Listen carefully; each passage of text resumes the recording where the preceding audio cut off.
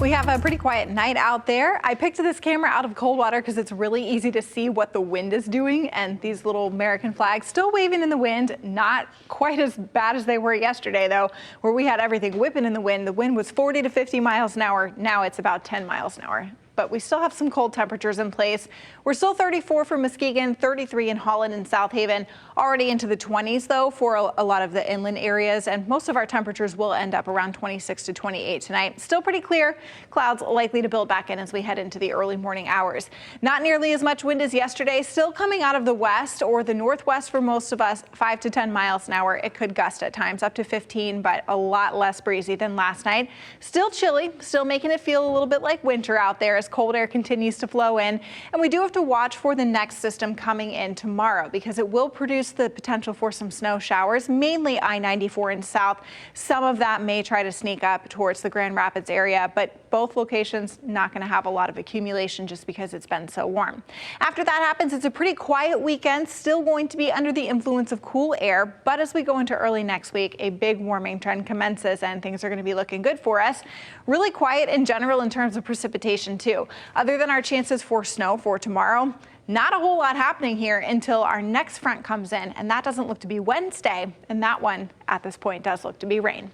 System that we're watching for tomorrow's snow, you can see the center of the low out in Colorado. Very similar placement to yesterday's system in terms of where it originated from.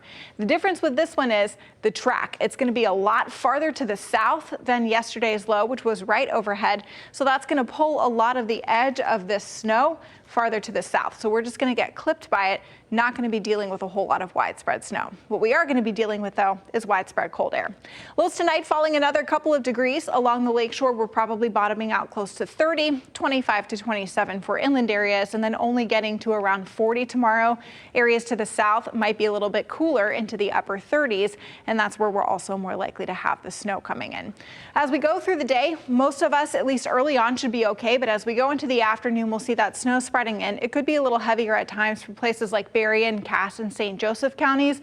We may see more than half an inch of accumulation there, but going through the rest of the evening, you can see the snow continues to stay towards 94. Not going to be dealing with a lot of snow, and when it's all said and done, probably a dusting at best for most of us, and no road impacts expected.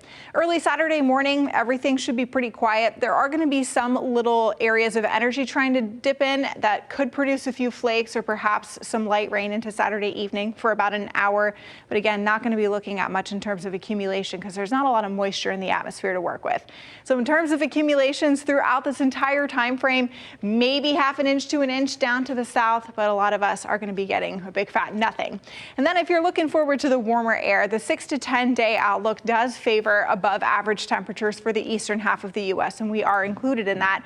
Our average high temperature right now is around 40, so we'll be there tomorrow, 45 by Sunday, and then middle to upper 50s for Monday and Tuesday with a decent amount of sunshine. Then don't forget to, we also have to spring forward early Sunday morning.